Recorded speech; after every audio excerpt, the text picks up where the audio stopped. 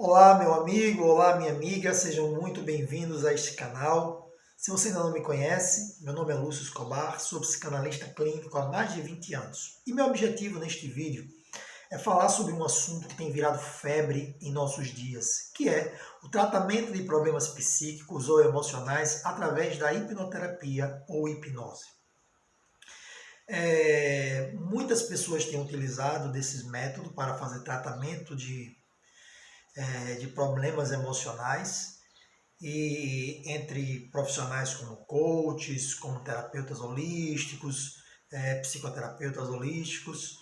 Porém, eu queria me direcionar especialmente, obviamente, claro, para todas as pessoas que quiserem ter uma maior clareza sobre esse assunto, mas eu queria me direcionar especialmente para psicanalistas e psicanalistas em formação que porventura ainda tem uma dúvida sobre a necessidade da utilização da hipnose ou da hipnoterapia na psicanálise. Bom, para esclarecermos essa questão, nada melhor do que entendermos os argumentos daquele que criou a psicanálise, que é Sigmund Freud. E Sigmund Freud não só criou a psicanálise, como influenciou incontestavelmente todo o mundo psi com as suas descobertas e principalmente a sistematização dos processos inconscientes e sua utilização na prática clínica. Bom, para isso eu vou utilizar esta seleção de textos de Freud aqui, feito pela editora Autêntica, chamado de Fundamentos da Clínica Psicanalítica, Fundamentos da Clínica Psicanalítica. É uma leitura que eu recomendo, principalmente para os analistas em formação, aqueles que estão iniciando aí na área da psicanálise, e que é uma leitura de extrema importância.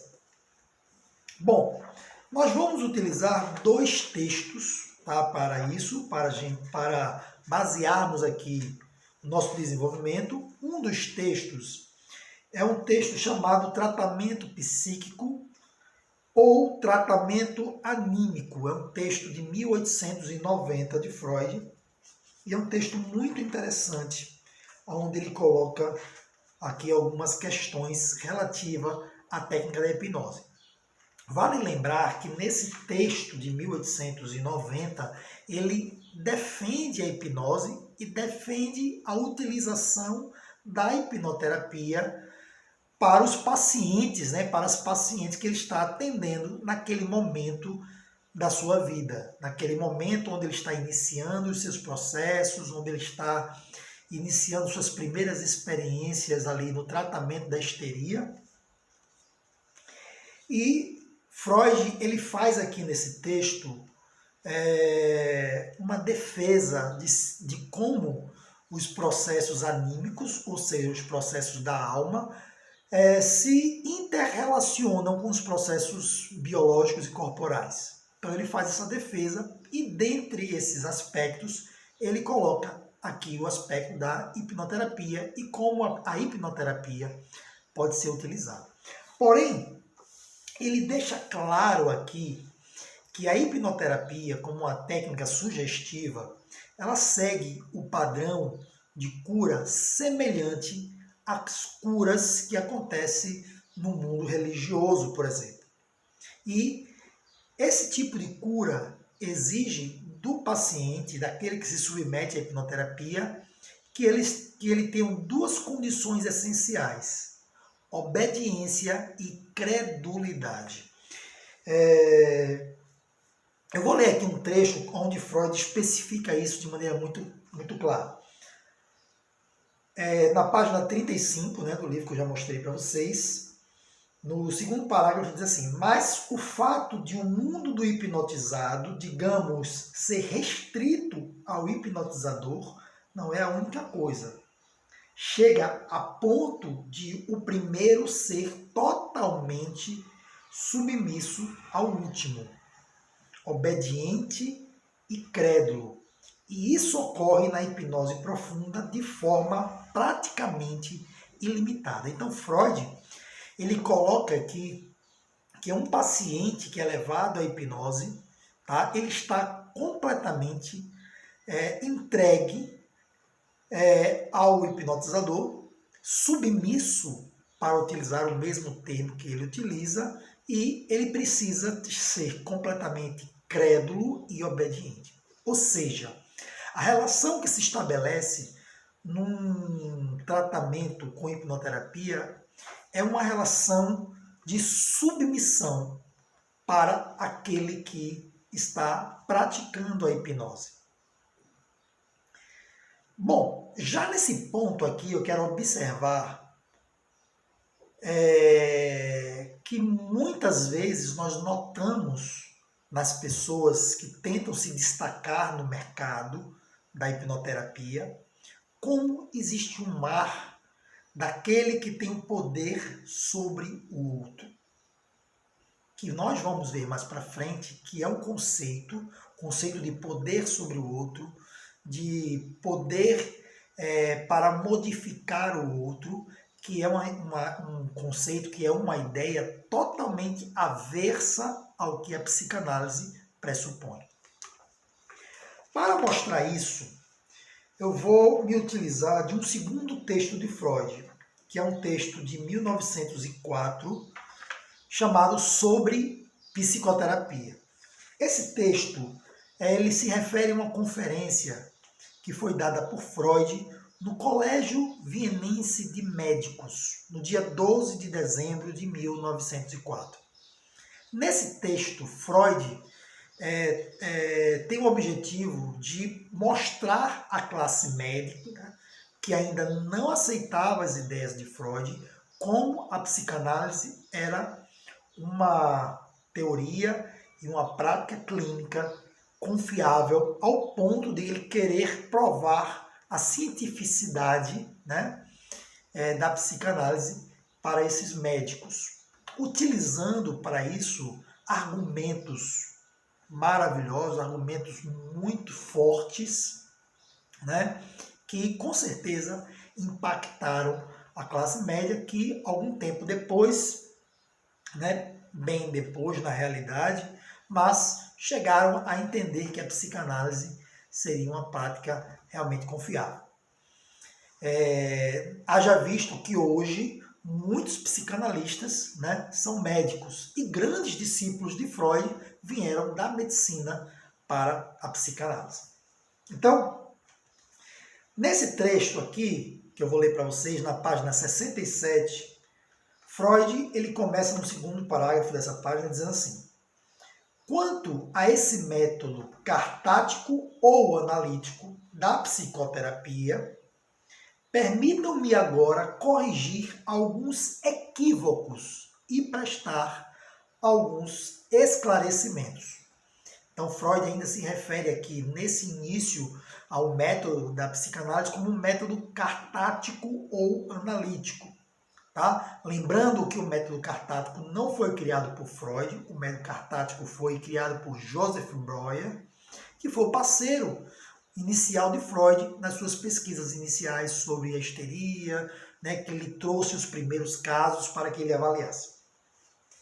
Então vamos ver o que diz o mestre de Viena, né, sobre essa questão da hipnoterapia. Percebo que esse método muito frequentemente é confundido com o tratamento hipnótico sugestivo. E percebo a partir do fato de que com muita frequência bastante alta, né, com uma frequência bastante alta, colegas para os quais não costumo agir como homem de confiança, mandam-me pacientes. É claro que pacientes refratários, com a tarefa que eu os hipnotize. Ocorre que há cerca de 8 anos não tenho mais exercido a hipnose para fins terapêuticos. Costumo retornar tais encomendas com o conselho de que aquele que confia na hipnose faça ele mesmo. Então, note como Freud, inclusive, relata que ele é um pouco ríspido quando ele recebe esse tipo de encomenda de colegas médicos. Inclusive, ele coloca aqui que esse tipo de colegas médicos são pessoas que ele sabe que não confiam nele. E Freud continua. Na verdade, entre a técnica sugestiva e a analítica há um maior contraste. Aquele contraste que o grande Leonardo da Vinci condensou as artes nas fórmulas per via de Pori e per via de Lavare. Então ele usa aqui um conceito de Leonardo da Vinci para explicar a diferença entre a pintura e a escultura. E ele explica esse conceito de Da Vinci aqui nesse trecho. Ele diz assim: a pintura, diz Da Vinci, trabalha per via de Pori. É que ela coloca montinhos de tinta onde antes não existia na tela sem cores. Ou seja, o pintor vai colocar uma tinta numa tela em que não existia nada. Ele vai incluir ali. A escultura, por sua vez, procede per via de Lavare, já que retira da pedra o necessário para revelar a superfície da estátua nela contida. De forma muito semelhante, meus senhores, a técnica sugestiva tenta fazer efeito per via de Pori.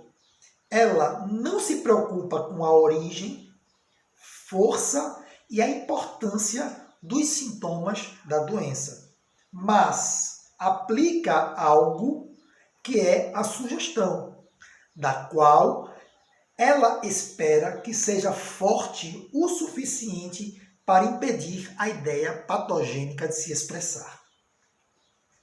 Então, ou seja, ele fala aqui na técnica sugestiva da hipnose, né, não há preocupação com a origem do sintoma, a importância do sintoma, né, nem a força do sintoma. Ela simplesmente coloca algo lá, uma sugestão, implanta uma sugestão na mente do paciente e espera que essa sugestão seja mais forte do que a ideia patológica. A terapia analítica, por sua vez, não quer aplicar nada, não quer introduzir algo novo, mas quer tirar, extrair. Para esse fim, ela se ocupa da gênese dos sintomas da doença e do contexto psíquico da ideia patogênica, cuja eliminação é o seu objetivo. Nesse caminho da pesquisa, ela nos trouxe um subsídio muito importante para a nossa compreensão. Então, Freud falou que nas suas pesquisas, suas pesquisas sobre a técnica que ele estava empregando, ele trouxe subsídios que foram muito importantes para basear a sua decisão de abandono da hipnose. O que ele diz aqui? Eu desisti tão cedo da técnica sugestiva e com ela da hipnose porque eu me desesperava diante do fato de tentar tornar a sugestão tão forte e durável quanto seria necessário para a cura definitiva. Em todos os casos graves, eu via a sugestão aplicada sobre eles se esfarelar. E então, o estar doente ou algo substituto voltava a se instalar. O que Freud está dizendo aqui? Freud está dizendo aqui que quando ele analisava os casos mais graves, inclusive, que ele tinha utilizado a hipnose, ele via como a sugestão, depois de um tempo, ela se esfarelava. Ela se tornava sem efeito. E aí, o estar doente voltava e outros sintomas substitutos se instalavam. E ele fala aqui ainda mais contundentemente. Além disso, o que eu critico nesta técnica é que ela nos encobre a percepção do jogo de forças psíquico, por exemplo, não nos permite reconhecer a resistência com que os doentes se agarram à sua doença. Portanto, com que também são aversos à cura e que, na verdade, é a única a possibilitar a compreensão do seu comportamento na vida. Então, o que Freud está dizendo aqui é que a técnica da hipnose, além do outro motivo que ele colocou, não lhe permitia perceber um fator que se mostrou durante esses anos. Vale salientar que esse segundo texto que eu li tem uma diferença de 15 anos para o primeiro texto. Então, Freud teve tempo de pesquisar, de experimentar, de utilizar. E aqui ele traz uma observação mais amadurecida da sua técnica. Então, ele diz que a resistência é um dos fatores mais importantes no tratamento psicanalítico. E que compreender a resistência é a única via, né, que pode nos possibilitar a compreensão de determinados comportamentos patológicos. Em outro texto seu, Freud diz que pode-se chamar de psicanálise todos aqueles que utilizarem como seus embasamentos principais o trabalho em entender a resistência, né, de combater as resistências e compreender as transferências. Bom, então, espero que esse texto, né, onde trouxemos aqui os argumentos do próprio Freud, te ajude a ter uma clareza maior sobre esse aspecto e sobre que o que vai ser demonstrado em outros textos, né, em outros estudos, vai ser aprofundado por ele, que para realmente termos uma cura ou uma melhora efetiva e duradoura, nós precisamos de uma técnica que seja muito mais efetiva e eficaz que a hipnose. No caso da psicanálise, nós temos uma única técnica chamada de associação livre de ideias por parte do paciente e por parte do analista, a atenção flutuante, que é um conceito, né, de posição psicanalítica que também tem gerado muita confusão e muitas dúvidas sobre isso. Mas espero que esse vídeo tenha te ajudado a esclarecer melhor esse ponto e coloca aí nos comentários a tua opinião sobre o assunto e vamos conversar. Muito obrigado, fica com Deus, muita paz e luz para você.